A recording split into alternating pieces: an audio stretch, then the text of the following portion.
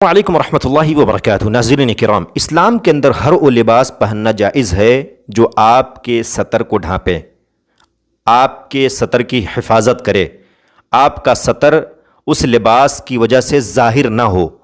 तो हर वो लिबास आप पहन सकते हैं जो शरई हुदूद व क़ुयूद की पासदारी करता हो।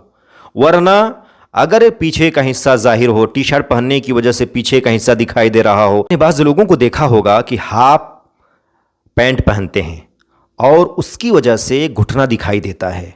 आपको पता है मर्द की शर्मगाह कहाँ से कहाँ तक है? नाफ से लेकर घुटने तक मर्द की शर्मगाह है। अगर ये दिखाई दे तो ये हराम है, क्योंकि ये शरीयत की हुदूद व क़ुयूद की पासदारी ये लिबास नहीं कर रहा। इसलिए ऐसे लिबास को पहनने से गुरेज करना चाहिए और शरीयत की हुदूद व क़ुयूद की पासदारी करने वाले लिबास पहनना चाहिए। कोई भी लिबास हो, आप कुर्ता पायजामा पहने, पतलून पहने, जीन्स पहने, अगर वो ढीला ढाला हो और आपका सतर ढांप ले तो ऐसी सूरत हाल के अंदर उसे पहनने में कोई कबाहत नहीं है।